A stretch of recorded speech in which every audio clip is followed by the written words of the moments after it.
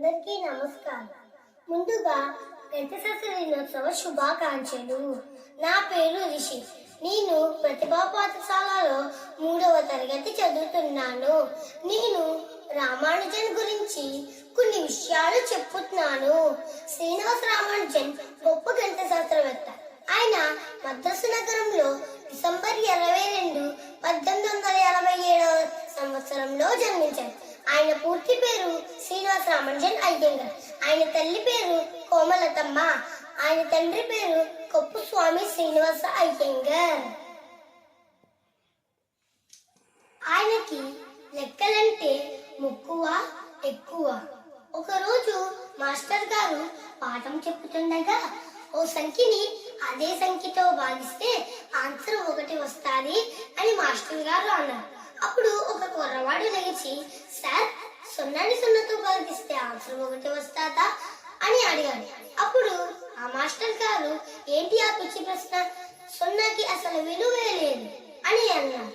అప్పుడు ఆ కుర్రవాడు 1 పక్కన 0 పెడితే 10 అవుతుంది, మరొక 0 పెడితే 100 అవుతుంది. మాస్టర్ గారు, అలా విలువలు పెరుగుతాయి. అప్పుడు ఆ మాస్టర్ గారు ఆశ్చర్యపోయారు.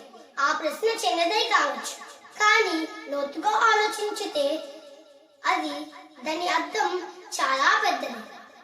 ఇంతకీ ఆ కుర్రవాడే శ్రీనివాస రామానుజన్. ఆయన ప్రత్యేకత ఏమంటే, మాస్టర్ గారు బోర్డు మీద లెక్క చేసేసాక, రామానుజన్, ఇది కరెక్టేనా లేదా ఇంకా సులువుగా చేయొచ్చా అని అడిగేవారు. అంత గొప్ప మేధావి ఆయన. రామానుజన్ ప్రతిభని గుర్తించింది జిహెచ్ హార్డీ.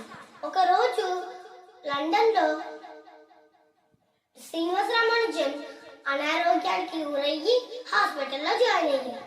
జిహెచ్ హార్డీ చూడడానికి వెళ్ళారు. అప్పుడు G H Hardy, sorry for the late అని అన్నారు. అప్పుడు రామానుజన్, ఎందుకు సార్ అని అన్నారు. అప్పుడు ఆ జిహెచ్ హార్డీ, ఆ క్యాబ్ నెంబర్ చూస్తేనే బోరింగ్ గా ఉంది, అది లేట్ అవుతుందని అనుకున్నాను అని అన్నాను. అప్పుడు ఆ రామానుజన్, ఏంటి సార్ ఆ నంబర్ అని అడిగారు. అప్పుడు జిహెచ్ హార్డీ 1729 అనే నంబర్ చెప్పారు.